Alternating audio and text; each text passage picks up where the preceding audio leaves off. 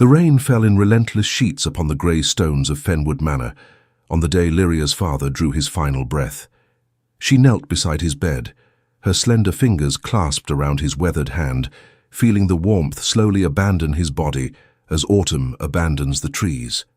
Lord Edmund Fenwood had been her entire world, the only soul who had looked upon her with genuine affection since her mother's death when she was but 7 years of age. Now at 23, she faced a future as bleak and uncertain as the storm clouds gathering beyond the mullioned windows. Her stepmother, Lady Constance Fenwood, stood in the doorway, with an expression that might have passed for grief had Lyria not known better. The woman's lips were pressed into a thin line, her pale eyes calculating even in this moment of supposed mourning. Beside her stood Victor, Constance's son from her first marriage, his handsome features arranged into a mask of false solemnity that failed to conceal the gleam of anticipation in his gaze. They had waited long for this day, Lyria understood with sudden, terrible clarity. They had waited for her father to release his hold upon the estate, upon the fortune he had built through years of careful stewardship and fortunate investments. The funeral was a subdued affair, attended by few of the local gentry. Lord Edmund had been a quiet man who preferred his books and his daughter's company to the frivolities of society. As the vicar spoke words of comfort that fell hollow upon Lyria's ears, she noticed the way Lady Constance's fingers drummed impatiently against her black silk skirts. The woman could scarcely contain her eagerness to hear the reading of the will, to claim what she believed was rightfully hers through marriage. The solicitor arrived 3 days hence, a wizened gentleman named Mr. Pemberton, who had served the Fenwood family for decades. He settled himself in the study that had been Lord Edmund's sanctuary, spreading documents across the mahogany desk with careful precision. Lady Constance positioned herself in the finest chair, Victor standing proprietarily at her shoulder. Lyria took a place near the window, separate from them as she had always been, watching the late October wind strip the last leaves from the oak trees. Mr. Pemberton cleared his throat and began to read. The words washed over Lyria in waves of legal terminology until certain phrases began to pierce through her grief. The manor house and its immediate lands were entailed to Victor as the eldest male heir, a provision that could not be altered.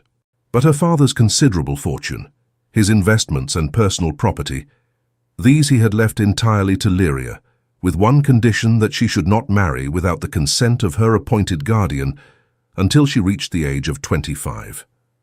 The guardian he had named was his distant cousin, a gentleman none of them had ever met who resided in the north. The silence that followed this pronouncement was more terrible than any storm. Lady Constance's face transformed from pale expectation to mottled rage in the space of a heartbeat. Victor's jaw clenched so tightly that Lyria could hear his teeth grinding together. And she, who had expected nothing, found herself suddenly wealthy, yet more vulnerable than she had ever been. That very evening, Lady Constance made her position abundantly clear. Lyria was summoned to the drawing room where her stepmother sat like a queen upon her throne, Victor pacing behind her like a caged predator. The older woman's voice was cold as December frost when she spoke, informing Lyria that while she might possess her father's fortune, she would not be permitted to remain at Fenwood Manor beyond a fortnight. The house was Victor's by law, and they would not suffer her presence to cast a shadow upon their rightful inheritance. Lyria listened in stunned silence, her hands folded carefully in her lap to conceal their trembling. She had known that Constance held no affection for her, but she had not anticipated such swift and absolute rejection. When she dared to ask where she was expected to go, Lady Constance's smile was sharp as a blade. The woman suggested that perhaps Lyria might find employment as a governess or companion. For what use was a fortune that could not be touched for 2 years, and what gentleman would wish to marry a girl with no family connections and no beauty to recommend her? The words struck deep, for they echoed thoughts Lyria had harbored about herself since childhood. She was not beautiful in the conventional sense. Her features were too strong, her frame too tall and angular, her manner too serious and retiring. She had spent her youth in her father's library rather than at balls and assemblies, preferring the company of books to the cutting remarks of young ladies who found her peculiar and young gentlemen who found her entirely unremarkable. In the days that followed, Lyria made what preparations she could. She packed her modest belongings, her mother's pearls, which were her only jewellery of value, and a miniature portrait of her parents on their wedding day. Mr. Pemberton had written to her guardian, but a reply could not be expected for weeks, given the distance and the approaching winter weather. She would need to find temporary lodging, some respectable situation that would preserve her reputation and her safety until arrangements could be made. It was Mrs. Hendricks, the elderly housekeeper who had served the Fenwoods since before Lyria's birth, who provided the solution. The good woman had a sister who kept a small but respectable boarding house in the nearby market town of Asherton, a place where single ladies of quality but limited means might reside with propriety. Mrs. Hendricks wrote to her sister, and within days, a reply came confirming that a room would be available for Miss Fenwood at a rate she could afford from the small allowance Mr. Pemberton had arranged from her inheritance. On a grey morning that promised snow, Lyria departed from the only home she had ever known. Lady Constance did not emerge from her chambers to bid farewell, and Victor merely watched from a window as the hired carriage bore Lyria away down the long drive. Only Mrs. Hendricks wept, pressing a basket of provisions into Lyria's hands and whispering that she had been the brightest light in that house and would be sorely missed by those with sense enough to appreciate her worth. The boarding house in Asherton proved to be a narrow three-story building wedged between a draper's shop and a printer's establishment. Mrs. Maple, the proprietress, was a comfortable woman of middle years with a kind face and shrewd eyes that seemed to take Lyria's measure in an instant. She showed her new lodger to a small but clean room on the second floor, with a window overlooking the busy street below and a fireplace that, while modest, would keep the winter chill at bay. The other residents of the house were a varied collection of genteel poverty. There was Miss Thornbury, a spinster of uncertain age who taught piano to the daughters of merchants and shopkeepers; Mrs. Dalton, a widow whose husband had been a naval officer killed at Trafalgar, who supported herself through fine needlework; and Miss Perry, a young woman scarcely older than Lyria herself, who served as a lady's companion to an elderly invalid and possessed a cheerful disposition that seemed proof against all hardship. In this humble establishment, Lyria found something she had never known at Fenwood Manor under Lady Constance's reign. She found companionship, the simple fellowship of women who understood what it meant to make one's way in the world without the protection of family or fortune readily at hand. They took their meals together in the common dining room, sharing the modest but well-prepared fare that Mrs. Maple provided. They gathered in the parlour on long evenings, sewing and reading aloud and discussing the small events of their days with an earnestness that more fashionable society would have mocked. Winter settled upon Asherton with a vengeance. Snow fell in quantities that blocked the roads and transformed the town into an island isolated from the wider world. Letters could not get through, and the reply Lyria awaited from her guardian failed to arrive. She found herself in a strange suspension, neither fully bereaved nor fully secure, waiting for a future that remained maddeningly uncertain. It was during this frozen interval that she first heard the name Thorian Blackwell, spoken in tones of awe and speculation. Miss Perry brought the gossip from the great house where she attended her elderly charge, reporting that the Earl of Ravenswood had taken up residence at Blackwell Hall for the winter months. The estate was some 5 miles distant from Asherton, a vast property that dominated the surrounding countryside. The Earl was known to be a man of considerable wealth and influence, though he rarely visited his northern holdings, preferring to spend his time in London or at his principal seat in Derbyshire. The local society, such as it was, immediately fell into a frenzy of speculation and social ambition. Every hostess with pretensions to gentility schemed to secure the Earl's attendance at some gathering or entertainment. Every mother with marriageable daughters began plotting campaigns to place their girls in his path. For the Earl of Ravenswood was not merely wealthy and titled. He was also unmarried, barely 30 years of age, and possessed of a reputation for cold intelligence and exacting standards that only made him more desirable in the eyes of ambitious families. Lyria listened to these discussions with the detachment of one who knew such matters could never concern her. She had no introduction to the Earl, no means of entering the society that would bring her into his orbit, and no desire to join the ranks of marriage-minded females who saw in every eligible gentleman nothing more than a potential solution to their circumstances. She had seen too much of mercenary matches in her own family to harbour romantic illusions about the nature of marriage among the gentry. Yet fate, it seemed, had other designs. One bitter afternoon in early December, Lyria ventured out despite the cold to visit the small lending library that served the town. She had exhausted her own small collection of books and craved new reading material to fill the long winter evenings.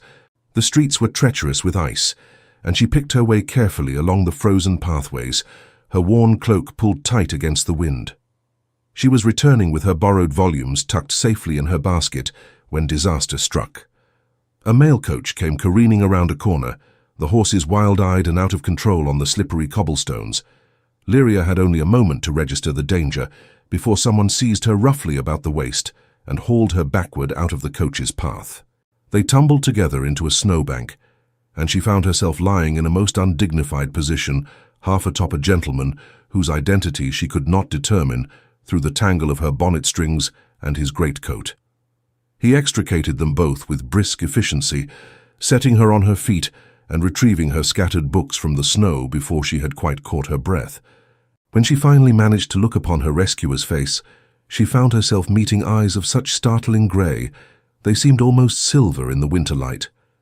He was tall, several inches above 6 feet, with dark hair visible beneath his beaver hat and features that were arresting rather than handsome, all sharp planes and angles that suggested both intelligence and an imperious temperament.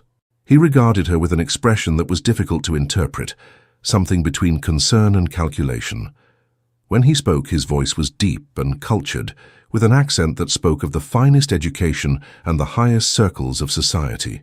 He inquired whether she was injured, whether she required assistance, whether she had far to walk in such dangerous conditions. Lyria assured him that she was quite well, merely shaken, and that her lodging was but a few streets distant.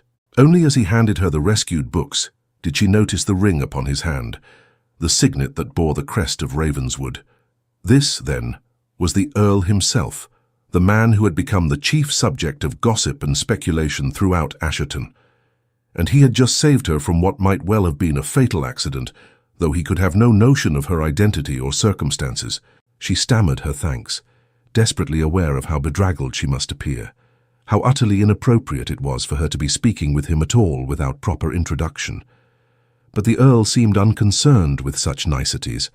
Instead, he asked her name, and when she hesitated, he smiled slightly and observed that surely it would not violate any code of propriety to tell him whom he had just rescued from imminent trampling. She told him, giving only her Christian name and that of her late father. She did not mention Fenwood Manor or her connection to that estate, for she was no longer certain she had any right to claim it. Something flickered in the Earl's expression at the mention of Lord Edmund's name, a recognition that surprised her. Had he known her father? But before she could inquire, he was bowing with a formality that seemed almost ironic, given that they had just been sprawled together in a snowbank, and taking his leave with an assurance that he hoped she would suffer no ill effects from the experience. Lyria walked the remaining distance to her lodging in a daze. She had met the Earl of Ravenswood under the most absurd and improper circumstances imaginable, and he had shown her nothing but courtesy and concern. It was entirely meaningless, she told herself firmly. Gentlemen of his rank performed small acts of gallantry, as a matter of course, and he would forget the entire incident within the hour. But she found that she could not forget it quite so easily. That evening, as she sat with her fellow lodgers in Mrs.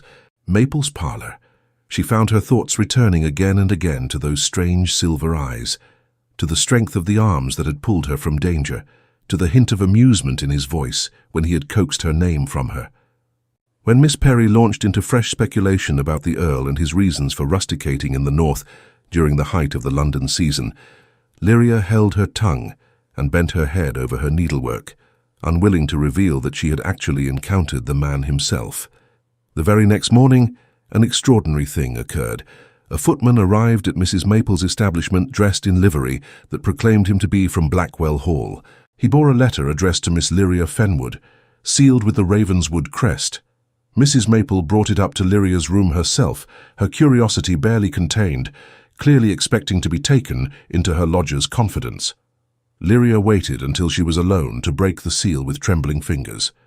The letter was written in a bold, decisive hand and contained an invitation that left her breathless with astonishment. The Earl of Ravenswood requested the pleasure of Miss Fenwood's company at a small dinner party he was hosting at Blackwell Hall in 3 days' time. He mentioned their chance encounter of the previous day and expressed his hope that she had suffered no injury. The invitation was perfectly proper, including instructions that a carriage would be sent to collect her and return her safely to her lodging. She read the letter 3 times, searching for some explanation that made sense. Earls did not invite impoverished, unknown young women to dine at their estates on the basis of a single meeting in the street. It was unprecedented, inexplicable, and thoroughly improper for her to accept without a chaperone or some respectable connection to justify her presence. Yet even as these thoughts raced through her mind, she knew that she would accept. Something in her, some quality she had not known she possessed, refused to let fear or propriety deny her this one extraordinary opportunity.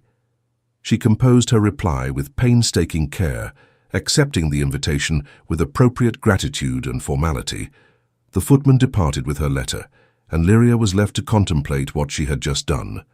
Miss Perry was beside herself with excitement when the news inevitably spread through the boarding house. Mrs.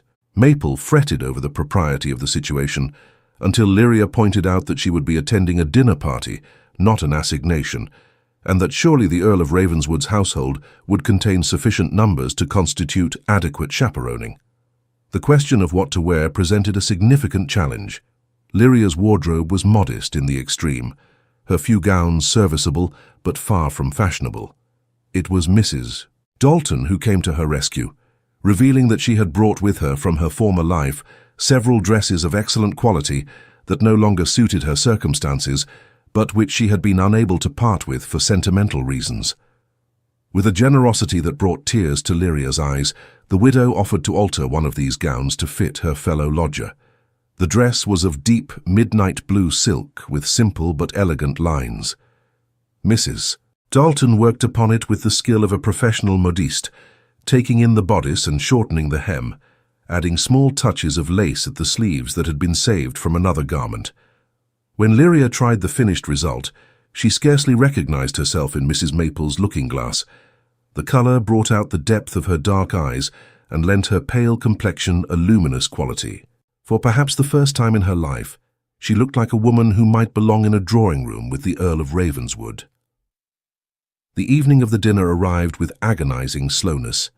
The carriage from Blackwell Hall appeared precisely at the appointed hour, a handsome vehicle with the Ravenswood crest emblazoned upon the door and a driver bundled against the cold.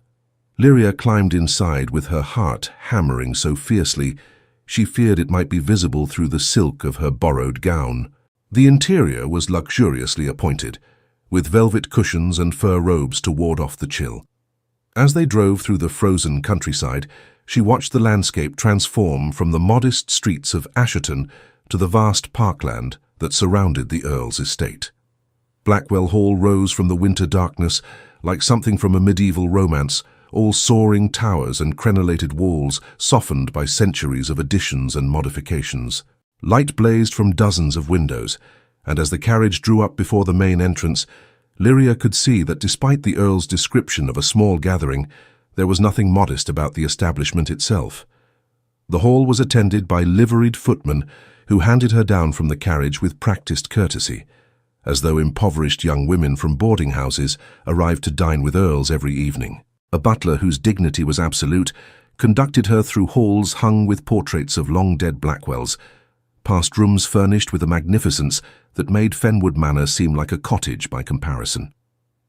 They arrived at last at a drawing-room where a fire roared in a marble fireplace large enough to roast an ox, and there, rising from a chair with fluid grace, was the Earl of Ravenswood himself. He was dressed in evening clothes that must have been tailored by Weston or some equally celebrated practitioner of that art, the dark coat fitting his broad shoulders with precision that spoke of both excellent craftsmanship and excellent physique beneath. In the candlelight, his features were even more striking than they had been in the harsh winter daylight, all aristocratic planes and that mouth that seemed perpetually on the verge of either a smile or a sardonic observation. He greeted her with a formality that gradually warmed as he led her to a chair near the fire and offered her a glass of wine. To her surprise, no other guests arrived. It became apparent that the dinner party consisted of themselves alone, a circumstance so irregular that Lyria felt she ought to make some protest or express some concern.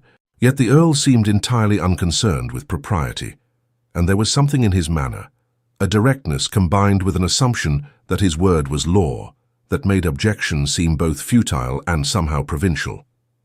They dined in a room that could have accommodated 50 guests, but which felt strangely intimate, with only the two of them seated at one end of a table that stretched away into shadows. The meal was magnificent, course after course of dishes that Lyria had rarely encountered even in her father's prime.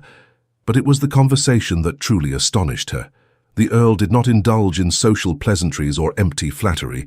Instead, he asked her questions, real questions that demonstrated he had made inquiries about her circumstances and was genuinely interested in her answers. He spoke of her father with respect, revealing that they had met in London some years previous and had corresponded occasionally on matters of agricultural improvement and estate management. Lord Edmund had impressed him as a man of intelligence and principle, and he had been saddened to learn of his death. This admission, delivered with what seemed like genuine feeling, created a connection between them that Lyria had not anticipated. As the evening progressed, she found herself speaking with an openness that was entirely unlike her usual reserved manner. There was something about the Earl, about the focused intensity of his attention, that drew words from her like water from a well.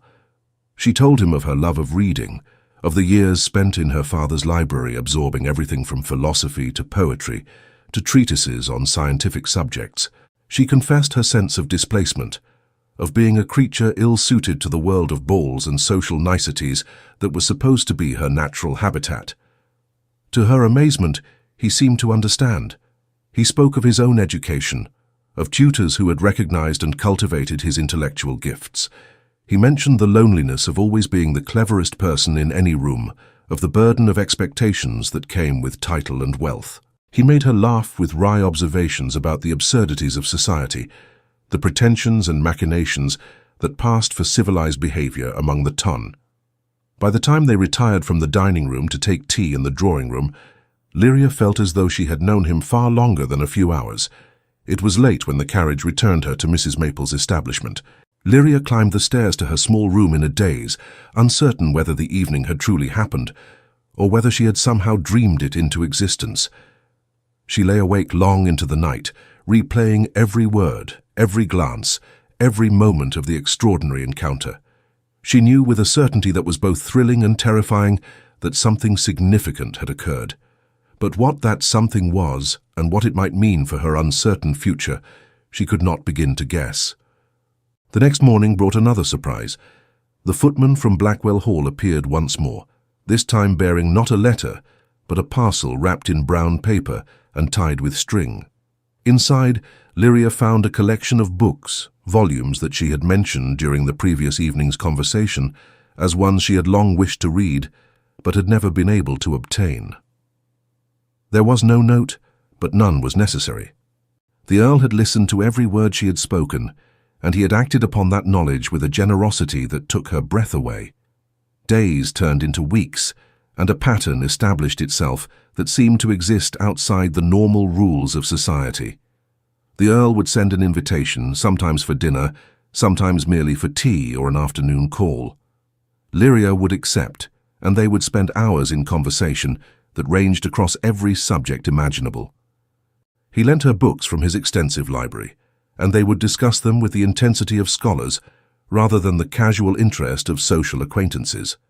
He sought her opinion on estate matters, on investments he was considering, on political questions of the day.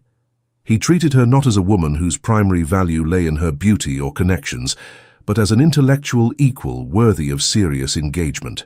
The town naturally buzzed with speculation and gossip. Miss Perry reported that the Earl's behavior was the subject of endless discussion among the local gentry, with theories ranging from the charitable to the scandalous. Some suggested that he was merely amusing himself during a dull winter in the country. Others whispered darker possibilities, hinting that no earl paid such attention to a penniless young woman without expecting something improper in return. Lyria tried to ignore the gossip, but it was impossible to remain entirely unaffected. She knew that her reputation was at risk, that every visit to Blackwell Hall, however proper the circumstances, added fuel to the fire of speculation. Yet, she could not bring herself to refuse the Earl's invitations, to deny herself the one bright element in her otherwise circumscribed existence. She told herself that they were friends, that their connection was based on mutual respect and intellectual compatibility rather than any romantic attachment. But she was lying to herself, and she knew it. Somewhere in the midst of those long conversations and shared moments of laughter, something had shifted in her heart. She had begun to feel for the Earl of Ravenswood, an emotion that went far beyond friendship or gratitude. It was a feeling that grew stronger with every meeting, every smile, every moment of connection. And it was a feeling that terrified her precisely because she could not afford to indulge it. The Earl was so far above her in rank and fortune that any romantic attachment between them was impossible. He would be expected to marry a woman of equal standing, someone who could bring political connections or vast wealth to the union, someone who could fulfill the role of Countess of Ravenswood with grace and confidence. She was nobody, the rejected daughter of a minor gentleman, with no fortune she could access and no family to support her claims to respectability. That he enjoyed her company, that he seemed to value her mind, meant nothing in the face of such overwhelming practical realities. February arrived with a brief thaw that turned the snow to slush and made the roads passable once more. And with the thaw came a letter, finally, from her guardian. Mr. James Hartwell wrote from his home in Yorkshire, expressing his deep regret at the delay in responding to Mr. Pemberton's communication. He had been travelling on the continent when news of Lord Edmund's death had reached England, and he had only recently returned to discover his appointment as Miss Fenwood's guardian. Mr. Hartwell's letter was kind in tone, expressing sympathy for her loss and assuring her that he took his responsibilities seriously. He proposed that she should come to stay with his family at Hartwell Park until she reached her majority or married, whichever came first.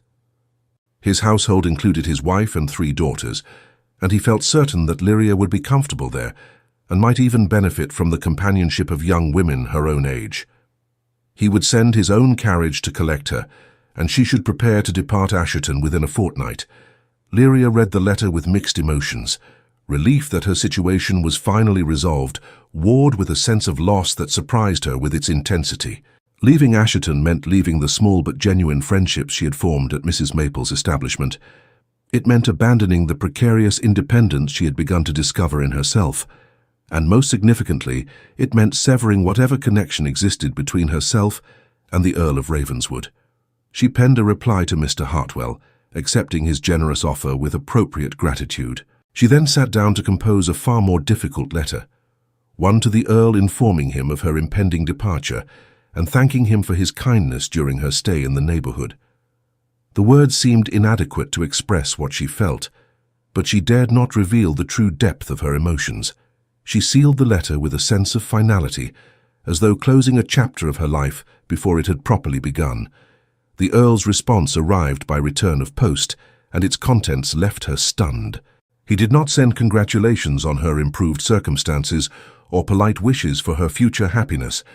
Instead, he wrote with an urgency that was entirely unlike his usual controlled manner. He asked, almost demanded, that she meet with him at Blackwell Hall before she departed. He had something of great importance to discuss with her, something that could not be committed to paper or delayed until a more convenient time. Against her better judgment, Lyria agreed. On a grey afternoon 3 days before her scheduled departure, she made her way to Blackwell Hall one final time. The Earl met her not in the formal drawing-room, but in his private study, a room lined with books and filled with the tools of estate management. He dismissed the servants, and they were alone in a way that was entirely improper and which would have scandalized the matrons of Asherton had they known.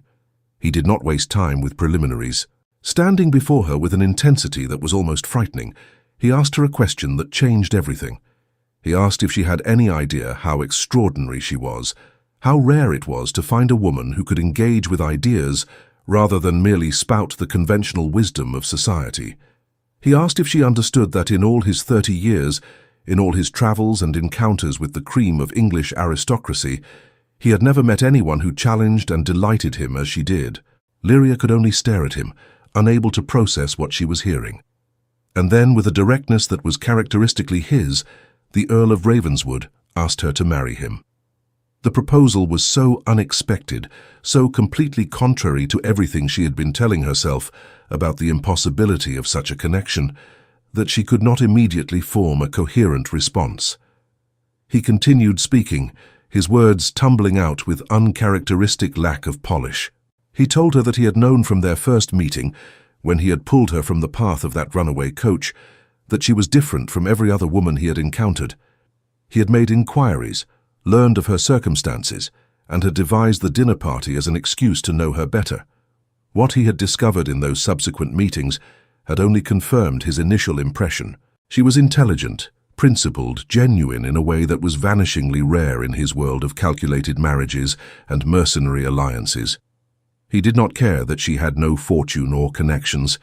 He had wealth enough for both of them, and his rank was secure enough that he could marry where he chose without fear of social repercussions. He wanted a wife who could be his partner in the truest sense, someone he could talk to, someone who would make his life richer rather than merely more socially convenient. He acknowledged that the proposal was sudden, that she had no reason to believe he held such feelings for her, but he could not let her depart for Yorkshire without making his intentions clear. If she could not love him, if she felt nothing beyond friendship and gratitude, then he would accept her refusal and trouble her no more. But if there was any chance, any possibility that she might come to care for him as he had come to care for her, then he begged her to consider his proposal seriously. Lyria listened to this extraordinary speech with tears streaming down her face, unable to speak for the emotions warring within her. Joy and disbelief fought for dominance, along with a lingering fear that this was somehow a cruel joke or a misunderstanding that would dissolve upon examination. But when she looked into the Earl's eyes, into those remarkable silver depths, she saw nothing but sincerity and a vulnerability that she had never expected to see in a man so powerful and controlled. She found her voice at last, though it emerged as barely more than a whisper. She told him that she had not dared to hope for such an outcome, that she had convinced herself that her feelings were impossible and inappropriate. She confessed that she had come to care for him more than was wise, that leaving Asherton had filled her with a grief out of all proportion to the brevity of their acquaintance. And then, with a courage she had not known she possessed, she told him yes. Yes, she would marry him. Yes, she would be his countess. Yes to everything he offered, and everything that would mean. The Earl's response was to cross the space between them in 2 strides and take her in his arms with a fervor that left no doubt about the genuineness of his feelings. He kissed her with a passion that was entirely improper and absolutely perfect, and Lyria felt something within her that had been frozen and dormant suddenly burst into blazing life. When they finally drew apart, both breathless and slightly dazed, he was smiling with an expression of pure triumph and joy. The practical arrangements proceeded with a speed that left Lyria's head spinning. The Earl immediately wrote to Mr. Hartwell, introducing himself and requesting permission to marry his ward. Given that Lyria was under guardianship until age 25, such permission was legally necessary. But the Earl's letter was so respectful, his offer so advantageous, and his rank so elevated that Mr. Hartwell's response, when it came, was enthusiastically approving. Mr. Pemberton was summoned to Blackwell Hall to draw up the marriage settlement. The Earl insisted that Lyria's inheritance remain entirely under her own control, settled upon her in such a way that not even marriage could divest her of it. He further settled upon her a jointure that would ensure her financial security regardless of what happened to him. The generosity and thoughtfulness of these arrangements moved Lyria deeply, demonstrating as they did that the Earl valued her independence and wished to protect her even from any potential abuse of his own power. The announcement of the engagement created a sensation that reverberated far beyond Asherton. The Earl of Ravenswood, one of the most eligible bachelors in England, was to marry an unknown young woman of no particular family or fortune. The London papers picked up the news, and speculation ran rampant about the mysterious Miss Fenwood, who had captured such a notable prize. Some praised the Earl for marrying where his heart led, rather than following mercenary considerations. Others criticized him for degrading his line with such an unequal match. In Asherton itself, opinion was violently divided. Those who had known Lyria during her months at Mrs. Maple's establishment were generally pleased, seeing in the match a fairy tale ending for a young woman who had endured real hardship. But others, particularly those who had daughters they had hoped to thrust into the Earl's path, were bitter with envy and disappointment. The gossip that had been merely speculative now turned vicious, with dark hints about what Lyria must have done to secure such an advantageous match. The Earl's response to such gossip was swift and definitive. He made it clear through both word and action that any slight to his betrothed would be considered a slight to himself, and that those who valued his goodwill would do well to extend every courtesy to the future Countess of Ravenswood. The force of his personality and the weight of his rank were sufficient to silence most of the more overt criticism, though Lyria knew that whispers would persist in corners where the Earl's influence did not reach. The wedding was planned for early March, a relatively short engagement that raised eyebrows, but which the Earl insisted upon. He had waited 30 years to find the woman he wished to marry, he declared, and he saw no reason to wait months longer once he had found her.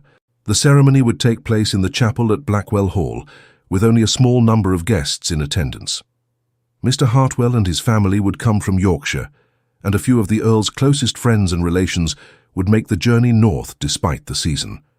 In the weeks preceding the wedding, Lyria experienced a transformation that was both external and internal. The Earl insisted that she be properly outfitted as befitted her future station. A modiste was summoned from London, bringing with her fabrics and fashion plates that made Lyria's eyes widen. The woman created a trousseau of stunning beauty, gowns that transformed Lyria from a plain, overlooked young woman into someone who looked as though she might indeed belong beside an earl. But the more profound transformation was in Lyria's understanding of herself. For the first time in her life, she was valued not despite her intellectual nature, but because of it. The Earl did not want her to hide her intelligence or pretend to be less than she was. He actively encouraged her to express her opinions, to engage with the management of his estates, to take an active role in the life they would build together. This acceptance, this celebration of qualities she had been taught to view as defects, worked upon her like spring sunshine upon frozen ground. Yet even as happiness bloomed within her, Lyria could not entirely escape the shadows of her past. One afternoon, as she was being fitted for her wedding gown, a visitor was announced who sent a chill through her newly found joy. Lady Constance Fenwood had arrived at Blackwell Hall, accompanied by Victor, and was requesting an audience with the Earl and his betrothed. The Earl received them in the formal drawing-room with Lyria at his side. Lady Constance had clearly dressed for the occasion in her finest garments, and her manner was all gracious condescension as she congratulated Lyria on her extraordinary good fortune. Victor stood silent beside his mother, his expression carefully neutral, but Lyria could see the calculation in his eyes as he assessed the magnificent surroundings and the Earl's evident devotion to his intended bride. The purpose of their visit became clear soon enough. Lady Constance had come to mend fences, to establish a connection with the future Countess of Ravenswood that might prove advantageous to herself and her son. She spoke warmly of Lord Edmund, of what a devoted father he had been to his dear Lyria, of how the family had grieved his loss. She made no mention of the circumstances under which she had expelled Lyria from Fenwood Manor, and her manner suggested that their previous interactions had been characterized by nothing but affection and familial warmth. Lyria listened to this performance with a sense of unreality. The woman who had rejected her so completely, who had made it clear that she was unwelcome and unwanted, now sought to claim kinship and connection. It would have been amusing had it not been so painful, this demonstration of how quickly attitudes shifted when circumstances changed. The Earl, however, was no fool. His inquiries into Lyria's background had been thorough, and he knew precisely how Lady Constance had treated his betrothed. He received the woman's overtures with a courtesy so cold it was almost an insult, making it clear through tone and manner that while he would not create an open breach, neither would he forget how Lyria had been used. When Lady Constance hinted that perhaps she and Victor might be invited to the wedding, the Earl responded with regret that the guest list had been finalized and was limited to those who had shown true friendship and loyalty to his future wife. After they departed, Lady Constance's false warmth cracking slightly at the edges with barely concealed frustration, the Earl drew Lyria into his arms and asked if she was well.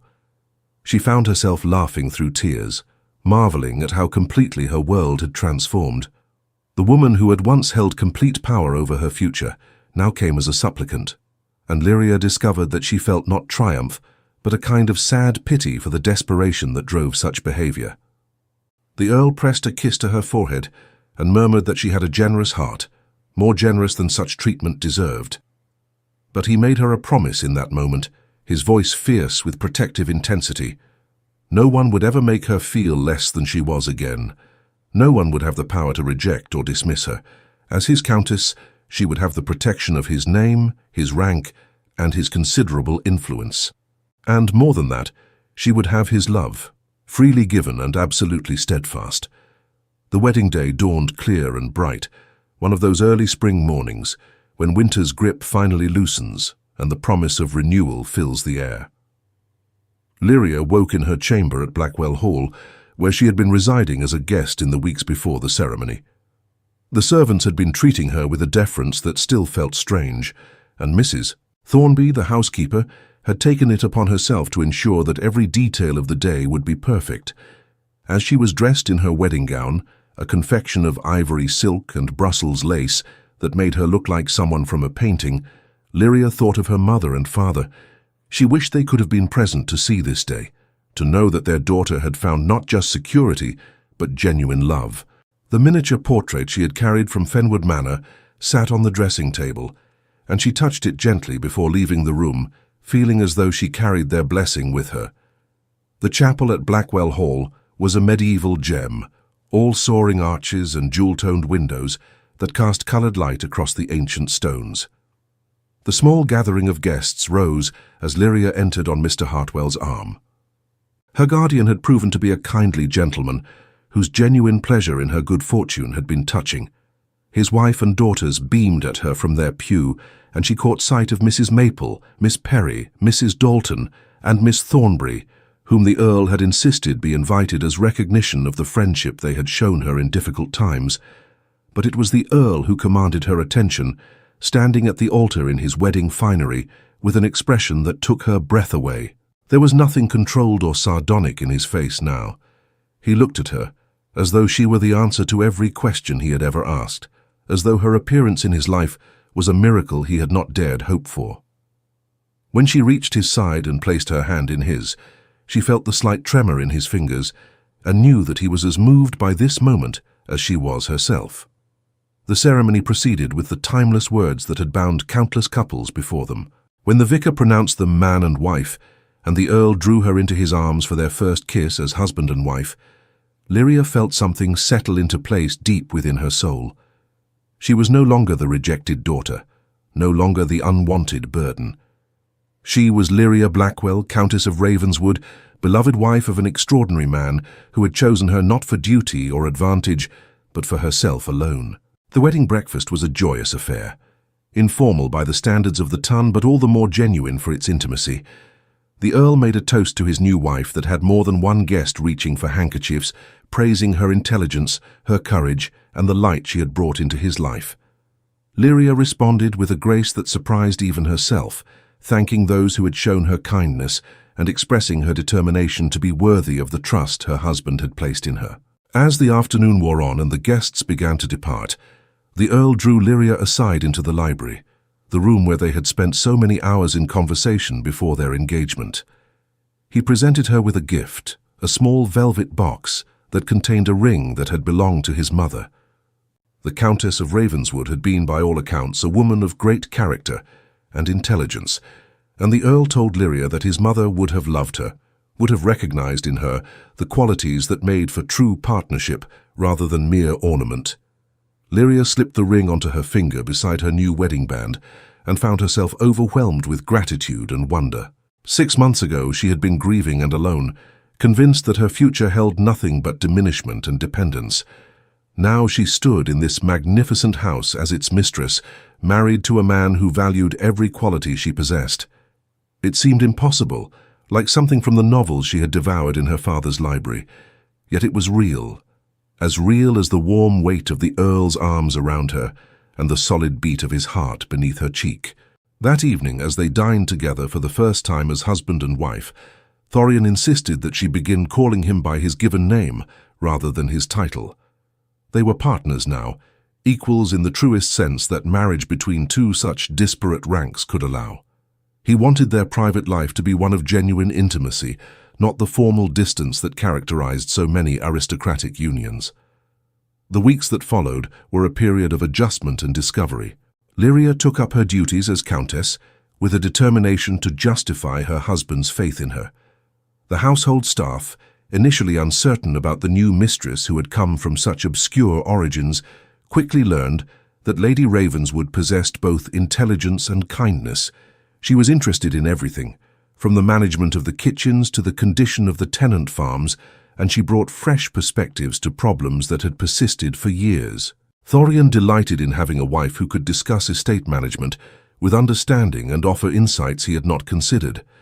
They would spend evenings going over account books together, debating the merits of various agricultural improvements, planning renovations to tenant cottages. It was not the romantic idyll that society might have expected from a love match, but it was deeply satisfying to both of them, this meeting of minds as well as hearts. Spring advanced into summer, and with the warmer weather came visitors. The Earl's closest friends made the journey north to meet the new countess, and Lyria found herself submitted to inspection by the people whose opinions mattered to her husband. She approached these encounters with trepidation, aware that she was being judged and measured against expectations she might not meet. But she discovered that Thorian's friends were, like him, people of substance rather than mere fashion. Lord Marcus Ashford arrived with his wife Catherine, a couple who had known the Earl since their university days. Lady Ashford was a lively woman who immediately put Lyria at ease, confessing that she had been terrified when she first married into the aristocracy and had made countless social blunders before finding her footing. The two women formed a swift friendship, and Catherine's acceptance did much to ease Lyria's way into society. It was Lord Ashford who revealed over port one evening after the ladies had withdrawn that Thorian had been transformed by his marriage. The Earl had always been brilliant, but also somewhat cold and detached, using his intelligence as a shield against genuine connection. His friends had worried that he might never find someone who could penetrate that armor, that he would make a conventional match and spend his life in intellectual isolation. Seeing him with Lyria, seeing the warmth and humor that she drew from him, was like witnessing the thawing of winter into spring. Not all reactions were so positive. When the Earl and his Countess made their first appearance in London for the autumn session of Parliament, they encountered the full force of society's judgment. The grand ladies of the ton, many of whom had harboured ambitions regarding the eligible Earl of Ravenswood, were not inclined to welcome the woman who had captured him so unexpectedly. At her first ball, Lyria endured snubs, both subtle and overt, as matrons who should have acknowledged her turned away, and young ladies whispered behind their fans. It was a trial that would have broken someone with less courage, but Lyria had survived worse rejections than those of fashionable ladies who knew nothing of real hardship. She held her head high and remained at her husband's side with quiet dignity, and gradually she found allies in unexpected places. The Duchess of Moreland, a formidable woman whose good opinion was much sought after, made a point of seeking out the new countess and engaging her in conversation about a recent philosophical text they had both read. The Duchess's approval opened doors that had been closed, and Lyria began to establish her own place in society. She would never be a leader of fashion or a hostess whose invitations were desperately sought. But she became known as a woman of intelligence and character, someone whose conversation was actually worth having. The Earl's political allies discovered that his wife could be a valuable asset, her quick mind and genuine interest in policy making her someone they could trust with confidence. Yet it was not in the ballrooms and drawing rooms of London that Lyria found her true calling. During that first autumn at Blackwell Hall, she had observed that the village school was in poor condition, and that many children of the estate workers received no education at all. The idea took root in her mind that she might establish a proper school, one that would provide instruction not just in basic letters and numbers, but in skills that could improve the children's prospects in life. When she proposed the idea to Thorian, he was immediately supportive.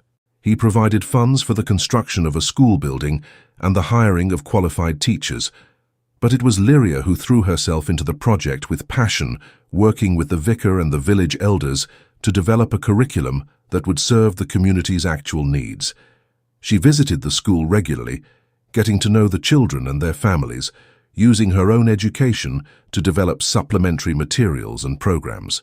The school became her great achievement, the thing that gave her purpose beyond her role as the Earl's wife, and it established her in the community in a way that no amount of gracious condescension could have accomplished. The tenant farmers and village workers saw that their countess genuinely cared about their welfare, that she was willing to invest time and energy in improving their children's futures. The loyalty and affection she earned through this work became one of the Earl's most valuable assets in managing his estates. Time passed with the strange acceleration that characterizes happy lives. The first year of marriage became 2, then 3. Lyria grew into her role as countess with increasing confidence, and her marriage to Thorian deepened into something that went beyond the initial passion of new love. They became partners in the truest sense, two people who had found in each other not just romantic fulfillment, but genuine friendship and intellectual companionship. There were challenges, of course. Lyria suffered 2 miscarriages in the first 3 years of marriage, losses that grieved both her and Thorian deeply. The pressure to provide an heir, never explicitly stated but always present, weighed heavily on her. But Thorian refused to allow these tragedies to become a source of distance between them. He mourned with her, held her through the darkest moments, and made it clear that while he hoped for children, her health and happiness mattered more to him than the continuation of his line. It was in the 4th year of their marriage that Lyria's joy was finally completed by the birth of a healthy son. The labor was long and difficult, and there were hours when Thorian feared he might lose both wife and child. But Lyria proved to have the same courage in childbirth that she had shown in facing every other challenge in her life. When the midwife finally placed the squalling infant in her arms, both parents wept with relief and overwhelming love. They named him Edmund, after Lyria's father, and the boy proved to be a happy combination of both parents. He had his mother's dark eyes and his father's sharp features, and as he grew it became clear that he had inherited intelligence from both sides. Thorian proved to be a devoted father, involving himself in his son's upbringing in a way that was unusual for men of his rank. He wanted Edmund to know that intelligence and curiosity were to be celebrated, that the world was full of wonders to be explored and understood. 2 years after Edmund's birth, a daughter arrived, whom they named Catherine after Lady Ashford. The little girl was bright and cheerful, with none of the reserve that had characterized her mother's childhood. She grew up surrounded by love and security, never knowing what it was to feel unwanted or less than valued. Watching her daughter flourish, Lyria sometimes reflected on how different her own childhood had been, and felt profound gratitude that she could give her children something better. As the years accumulated, bringing with them the small joys and sorrows that make up a life, Lyria sometimes thought back to that desperate winter in Asherton, to the girl she had been who had felt so lost and rejected. It seemed like another life, something that had happened to someone else entirely. She had been transformed not just by her marriage, but by the love that had allowed her to transform herself, to become the woman she had always had the potential to be. Yet one piece of her past remained unresolved. Fenwood Manor still stood under the control of Lady Constance and Victor, and Lyria had not returned there since her father's death. She had no desire to revisit the place that held so many painful memories, and Thorian respected her wish to leave that chapter closed. They lived primarily at Blackwell Hall, with visits to London for the season and occasional trips to the Earl's other properties. Fenwood and its inhabitants existed at the periphery of their lives, acknowledged but not engaged with. Then came news that changed everything. Lady Constance had died suddenly of an apoplexy, and Victor, now master of Fenwood in his own right, had been badly injured in a hunting accident. The estate was in chaos, with no one to provide direction and creditors beginning to circle. Mr. Pemberton wrote to inform Lyria of the situation, suggesting that as her father's daughter, she might wish to know of these developments. Lyria's first response was to feel nothing at all. Lady Constance had been cruel to her, and Victor had stood by while his mother inflicted that cruelty. Why should she care what became of them, or of Fenwood? But as she sat with the letter in her hand, other feelings began to surface. Fenwood had been her father's home, the place where he had built his life and raised his daughter. It represented her childhood, both the happy years before her mother's death and the difficult ones that followed. She showed the letter to Thorian, and they discussed the situation over dinner that evening. He made it clear that the decision was entirely hers. If she wished to let Fenwood go to ruin, if she wanted nothing to do with the place or the people associated with it, he would support that choice completely. But if some part of her wanted to intervene, to perhaps save her father's legacy from destruction, then he would support that as well. After much thought, Lyria decided that she would visit Fenwood, if only to see for herself what had become of the place. Thorian insisted on accompanying her, and they made the journey on a crisp autumn day that reminded Lyria painfully of her father's funeral. The manor looked shabbier than she remembered, the grounds neglected, and the building itself showing signs of deferred maintenance. It was clear that Victor had been living beyond his means, spending money on his own pleasures rather than investing in the property. They were received by Mrs. Hendricks, the elderly housekeeper who had been kind to Lyria, and who still maintained her position despite the household's deterioration. The good woman wept to see her former nursling returned as the Countess of Ravenswood, exclaiming over how fine she looked and how proud Lord Edmund would have been. She led them to the drawing-room where Victor lay on a sofa, his leg in splints and his face bearing the marks of prolonged pain and worry. Victor's greeting was stiff with humiliation and pride barely concealed. He knew why they had come, knew that his circumstances had reduced him to accepting help from the woman his mother had rejected. Lyria looked at him. This man who had once seemed so confident and superior, now broken and desperate, and felt something unexpected stir within her. Not triumph, not satisfaction at his reduced state, but a kind of weary compassion. She asked him directly about the estate's financial situation, and after some hesitation, he confessed the truth. His mother had spent lavishly during her years as mistress of Fenwood, convinced that they deserved the finest of everything. He himself had been equally profligate, maintaining a lifestyle he could not afford in an attempt to establish himself among the local gentry. Now the bills were coming due, and he had no means to pay them. The estate would likely have to be sold to satisfy his debts, and he would be left with nothing. Thorian began to ask pointed questions about the specifics of the debts and the condition of the property. As Victor responded, it became clear that while the situation was serious, it was not irredeemable.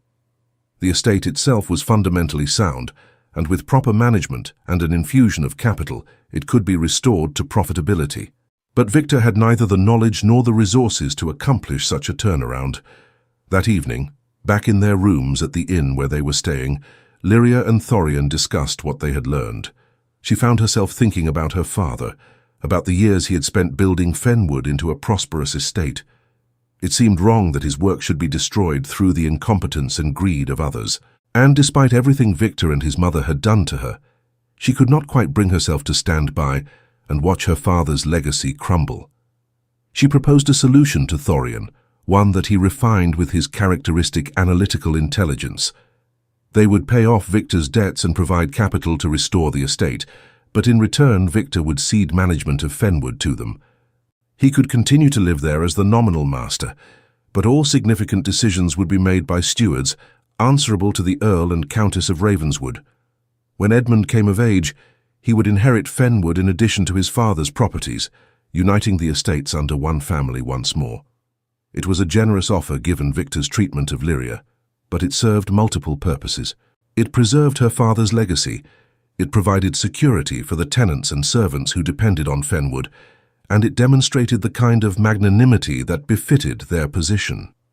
Victor had little choice but to accept, though his pride clearly chafed at the arrangement. In the years that followed, Fenwood was gradually restored under the careful management that Thorian's stewards provided. The estate became profitable once more, and the physical property was repaired and improved. Victor remained there, a somewhat pathetic figure who had learned too late the consequences of his own choices, but he was treated with courtesy and provided for more mercy than he had shown to Lyria in her time of need. The resolution of the Fenwood situation brought a kind of closure to Lyria's past. She had faced those who had rejected her from a position of strength rather than weakness, and she had chosen compassion over revenge. It reinforced for her the lesson that she had been learning throughout her marriage, that true power lay not in dominance or retribution, but in the ability to choose grace even when harshness might be justified. As she entered her 30s, Lyria had become everything that Lady Constance had claimed she could never be. She was beautiful, not in the conventional sense perhaps, but with the kind of beauty that comes from confidence and inner contentment. She was accomplished, known throughout society for her intelligence and her charitable works. She was a devoted mother who was raising children who would, she hoped, carry forward the values of kindness and integrity that she and Thorian worked to instill in them. But most importantly, she was loved, truly, deeply, permanently loved by a man who had chosen her when she had nothing to offer but herself. And she loved him in return with a devotion that had only grown stronger with time and intimacy. Their marriage was not perfect, for no human relationship can be, but it was real and vital and enduring. One evening, as they sat together in the library at Blackwell Hall, the place where their love had first truly taken root, Thorian looked up from his reading and simply watched her for a long moment. When she asked what he was thinking, he smiled with that expression of wonder that still appeared sometimes when he looked at her, even after so many years. He told her that he had been contemplating how easily he might have missed her entirely. If he had not been at Blackwell Hall that particular winter, if he had not been on that particular street at that particular moment, if he had not pulled her from the path of that runaway coach, their lives might have gone in completely different directions. She might have disappeared into obscurity in Yorkshire, and he might have made some conventional match that would have left both parties dissatisfied. Lyria set aside her own book and moved to sit beside him, taking his hand in hers. She told him that she had once believed herself to be a creature whom no one would ever value, that she had internalized the rejection she had experienced and come to see herself as Lady Constance had seen her. But he had taught her that she was wrong, that she possessed qualities worth celebrating rather than concealing. He had given her not just security or status, but the gift of seeing herself through eyes that loved what they saw. They sat together in comfortable silence, two people who had found in each other something rare and precious. Outside, the autumn wind was rising, but within the library all was warmth and light, and the quiet contentment of love that had weathered the storms of life and emerged stronger for the testing. Epilogue: 20 years had passed since that winter day when a runaway coach had nearly ended Lyria's life and instead had delivered her into the arms of her destiny. She stood now at the window of the Blackwell Hall Library, watching the first snow of December dust the grounds with white, and marveled at how swiftly time had moved. In her mind, she was still sometimes that frightened girl clutching her small bag of belongings as she departed Fenwood Manor, uncertain of her future and convinced of her own inadequacy. But the woman reflected in the window glass bore little resemblance to that girl beyond the fundamental architecture of her features. At 43, Lyria Blackwell, Countess of Ravenswood, had grown into herself in ways she could never have imagined in those dark days. Silver threaded through her dark hair now, and fine lines marked the corners of her eyes, but there was a serenity to her expression that youth had never possessed. She had learned over the years to see herself as Thorian saw her, to value the qualities that made her different rather than defective. Behind her she heard the door open, and knew without turning that it was her husband. After 2 decades of marriage, they had developed an almost uncanny awareness of each other's presence. Thorian crossed the room to stand beside her, his arm settling around her waist with the comfortable ease of long familiarity. He too bore the marks of passing years, his dark hair now more silver than not, but age had only made him more distinguished, more absolutely himself. They stood together watching the snow fall, and Lyria thought of all that had transpired in these 20 years.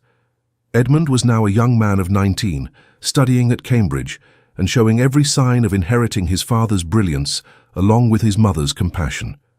He had spent the previous summer working with the estate stewards, learning the practicalities of management while also developing ideas for further improvements to the tenant school system that his mother had established. Catherine, at 17, was preparing for her first real season in London. Though she had already declared that she had no intention of marrying simply for the sake of marriage, she wanted what her parents had. She had announced with characteristic forthrightness, a partnership of minds as well as hearts.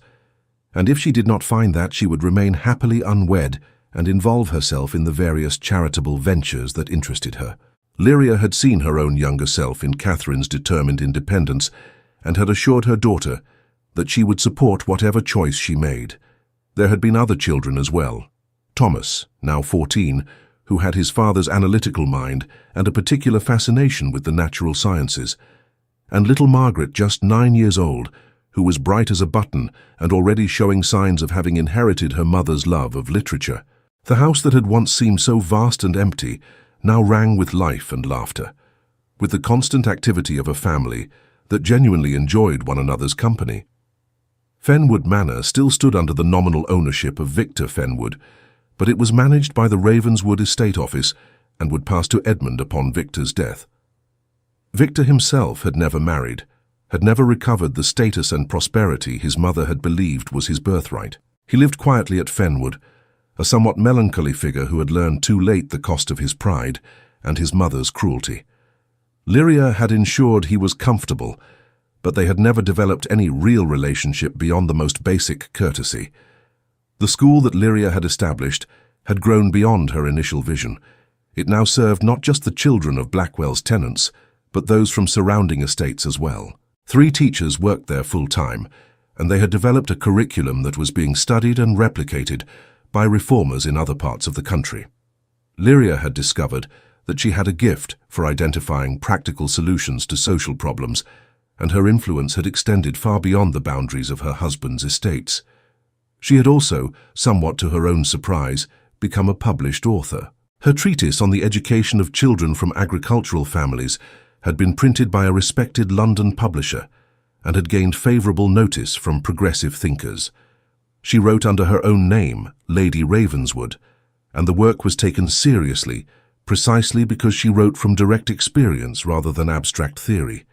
Thorian had been immensely proud, displaying the published volume in his library as though it were a great treasure. Their marriage had weathered the inevitable challenges that time brought. There had been moments of disagreement and frustration, times when their strong personalities had clashed rather than complemented each other. But they had learned over the years how to navigate such difficulties, how to communicate honestly, and to prioritize their partnership above individual pride. What had begun as passionate attraction had matured into something deeper and more enduring, a love that was as much friendship as romance. Thorian's career in Parliament had been distinguished, and Lyria had been his partner in that work, as in all things. She had learned the art of political entertaining, of hosting dinners where important conversations could happen in seemingly casual settings. Her intelligence and discretion had made her someone whom politicians of various persuasions trusted, and she had quietly influenced policy in ways that would never be publicly acknowledged, but which had made real differences in people's lives. They had travelled together as well, visiting the continent once conditions permitted after the long wars. Lyria had seen Paris and Rome, had stood in the great libraries and museums that she had only read about in her youth. These journeys had expanded her understanding of the world and had provided opportunities for intellectual growth that she treasured.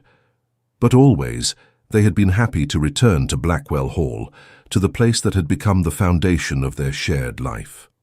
Now, standing at the window with snow falling gently beyond the glass and her husband's arm warm around her waist, Lyria reflected on the extraordinary nature of her journey. She had been rejected by those who should have protected her, had been cast out and left to fend for herself at a time when she was most vulnerable. But that rejection, painful as it had been, had ultimately led her to something far better than she would have found had she remained at Fenwood under Lady Constance's roof. She thought of the girl she had been, so convinced of her own inadequacy, so certain that she would never be enough for anyone. And she wished she could somehow speak to that girl across the years, to tell her that everything she believed about herself was wrong, She was not too tall, too serious, too intelligent, too plain. She was exactly right for someone who would value her not in spite of her differences but because of them. Thorian must have sensed the direction of her thoughts, for he turned her gently to face him. His silver eyes, still as striking as they had been 20 years ago, searched her face with the tender attention that had never diminished despite the decades of familiarity. He asked what she was thinking, and she told him, her voice thick with emotion, that she was thinking how grateful she was for that runaway coach, for his quick reflexes, for the chain of unlikely events that had brought them together. He smiled, that slow smile that still had the power to make her heart beat faster, and told her that gratitude was unnecessary. He was the one who should be grateful, for she had taken his life, which had been all intellect and ambition and coldness, and had filled it with warmth and meaning and love. Before her he had been successful but not truly alive. She had taught him what it meant to be fully human, to experience the complete range of emotions, rather than just the narrow band he had permitted himself. They kissed then, not with the desperate passion of new lovers, but with the deep affection of two people who had built a life together and found it good. When they drew apart, Lyria rested her head against her husband's chest and listened to the steady beat of his heart. This, she thought, was what mattered. Not rank or fortune or society's approval, but this connection between two souls who had found each other against all odds and had chosen each day to continue choosing each other. The library door burst open, and Margaret came racing in, her young face alight with excitement, as she announced that the snow was deep enough for sledding, and would her parents please come watch. Catherine followed more sedately, but with a smile that suggested she was not too old to enjoy winter pleasures. Soon Edmund and Thomas would arrive home from their various pursuits, and the house would be filled with the cheerful chaos of family gathering for the holidays. Lyria took Thorian's hand, and together they followed their daughter out into the snowy afternoon. As they walked through the halls of Blackwell Hall, past portraits of generations of Blackwells and rooms filled with the accumulated treasures of centuries, Lyria thought that none of those treasures were half so valuable as what she possessed now. She had love, she had family, she had purpose and fulfillment. She had a husband who was also her dearest friend, children who brought her joy, and work that made a genuine difference in the world. Most importantly, she had learned to love herself. Not the idealized version that society might have preferred, but her actual self with all its supposed flaws and peculiarities. She had discovered that those qualities which had once seemed like defects were actually strengths when properly valued. Her intelligence, her seriousness, her independence of thought, these were not failures of femininity but essential parts of who she was. And being loved by Thorian had taught her that she was worthy of that love, that she deserved happiness and respect and partnership. As she stood in the snow watching her children play, with her husband's arm around her shoulders, and the winter sun breaking through the clouds to cast diamonds across the white landscape, Lyria Blackwell felt a peace so profound it bordered on reverence. Her life had not followed any expected path. She had known rejection and hardship, uncertainty and fear, but through it all she had endured, she had survived. And ultimately she had triumphed not through revenge or bitterness, but through remaining open to love when it finally appeared. The snow continued to fall as the afternoon wore into evening, and the family made their way back inside to warm themselves before the library fire. Thorian read aloud from a novel while the children listened, and Lyria worked at her needlework with Margaret curled against her side. It was an ordinary domestic scene, repeated in countless households across England, but to Lyria it was everything. It was the life she had not dared dream of during those dark days after her father's death. It was proof that endings could become beginnings, that rejection could lead to something better, that love could be found in the most unexpected places. As the evening progressed and the children eventually drifted off to their beds, Lyria and Thorian remained in the library, the room that had been the setting for so many significant moments in their shared history. He was working on correspondence, and she had returned to revising a new essay she was writing on agricultural reform. They sat in companionable silence, occasionally reading passages aloud to each other or discussing some point of interest. This, Lyria thought as she paused in her writing to watch her husband's face, illuminated by lamplight, was what true love looked like. Not the passionate declarations of romance novels, though they had certainly had their share of passion over the years. But this quieter thing, this daily choice to share one's life with another person, to support their endeavors, to find joy in their company even when doing nothing more exciting than working at separate tasks in the same room. She remembered the advice her father had given her long ago, before Lady Constance had entered their lives. He had told her that the purpose of life was not to be perfect, but to be genuine, not to fit some prescribed mold, but to become fully oneself. At the time, she had not understood what he meant. But now, after years of living as her authentic self, alongside a man who loved that authenticity, she finally grasped the wisdom of his words. The clock on the mantel chimed midnight, and Thorian looked up with a rueful smile, commenting that they had once again lost track of time. It was a common occurrence, this tendency to become so absorbed in their work and each other's company that hours passed unnoticed. They gathered their papers and prepared to retire, walking together through the darkened halls to their chambers. As Lyria prepared for bed, she caught sight of herself in the mirror and paused for a moment. The woman looking back at her bore the marks of age and experience, but her eyes held a contentment that the younger Lyria had never known. She thought of that girl in her shabby dress and worn cloak, trudging through the snow to her uncertain future at Mrs. Maple's boarding house. She wished she could tell that girl that everything would be all right, better than all right, that the pain she was enduring would not be permanent, that happiness awaited her if she could just hold on a little longer. Thorian appeared behind her in the mirror, and their eyes met in the reflection. He asked what she was thinking, and she told him simply that she was thinking about how fortunate they were, not fortunate in wealth or rank or any of the things society valued, though they certainly had those advantages, but fortunate in having found each other, in having built a life that brought them both joy and meaning. He agreed softly, pressing a kiss to her temple before drawing her toward the bed. As they settled together in the familiar comfort of their shared space, Lyria felt a profound gratitude wash over her. Gratitude for the trials that had shaped her, for the rejection that had forced her to discover her own strength, for the chance encounter that had brought her to Thorian's attention, and for every day since that they had spent building this life together. She drifted toward sleep with Thorian's arms around her and the sound of snow still falling softly outside their window. Her last thought before dreams claimed her was that she had found what everyone seeks but few truly discover, a love that saw her completely, accepted her fully, and chose her daily. In the end, that was the only treasure that truly mattered, the only thing that could transform rejection into redemption and loneliness into belonging. The story of Lyria and Thorian was not a fairy tale, for fairy tales end at the wedding, and real life continues far beyond that moment. But it was a love story, as genuine and enduring as any ever written.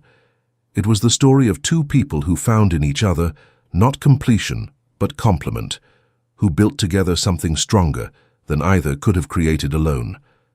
And it was proof, if proof were needed, that the greatest love stories often begin not with love at first sight, but with one person seeing in another the worth that the world has overlooked. 20 years after that winter day when a runaway coach had nearly ended her life, Lyria had everything she had never known to hope for.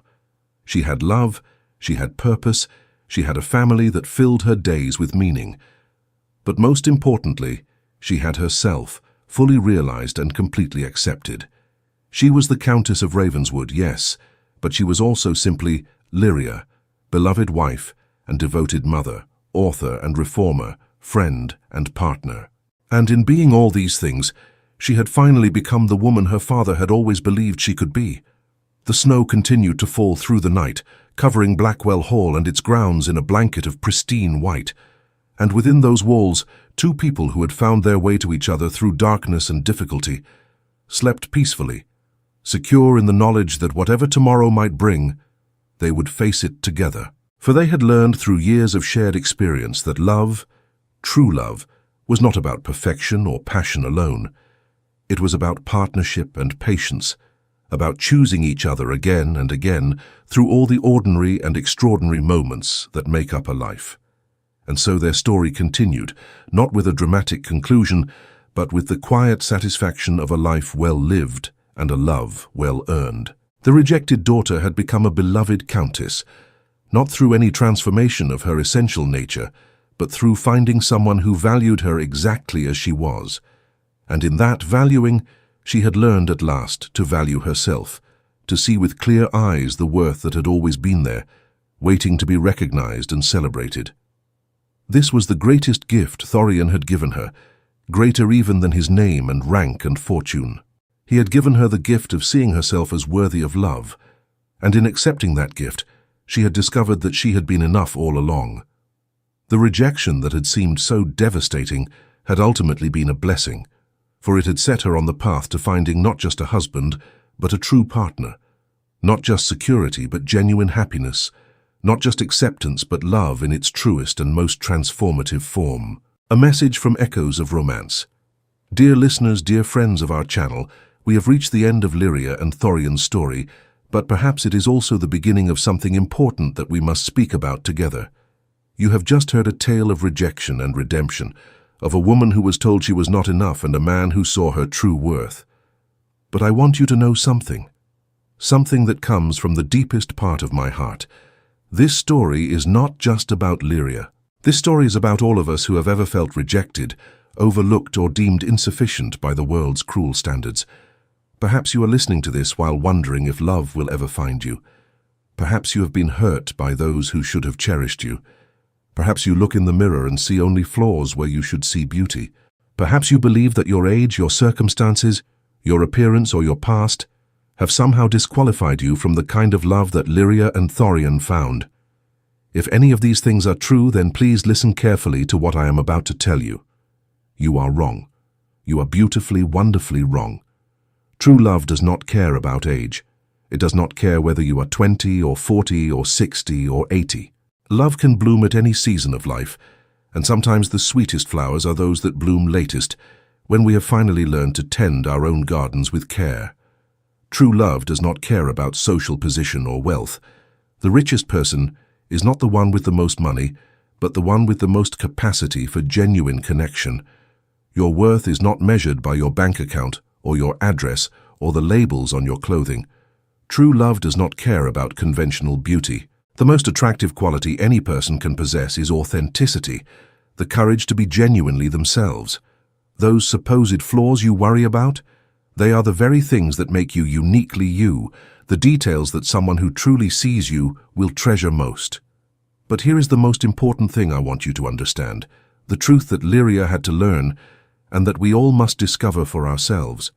True love begins with loving yourself.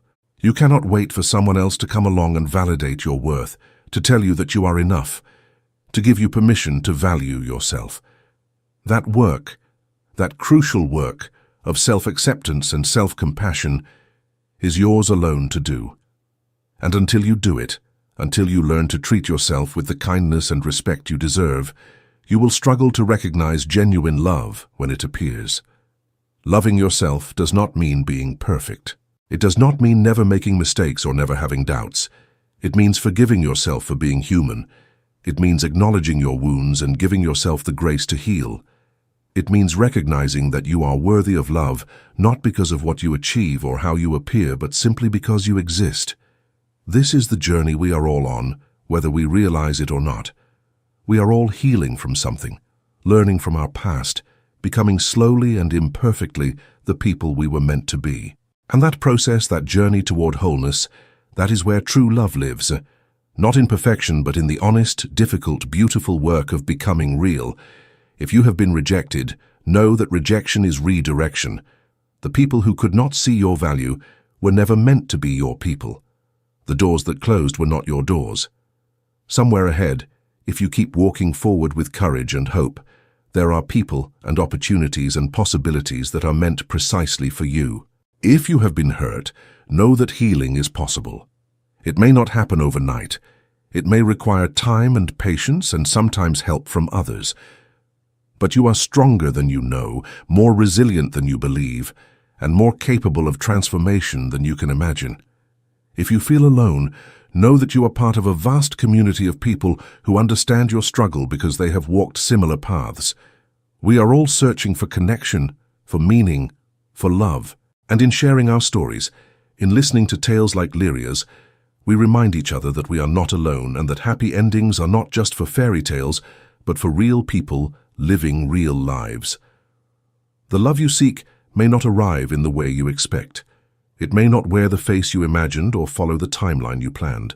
But if you remain open to possibility, if you continue to work on becoming the fullest version of yourself, if you refuse to let past hurts close your heart completely, then love will find you.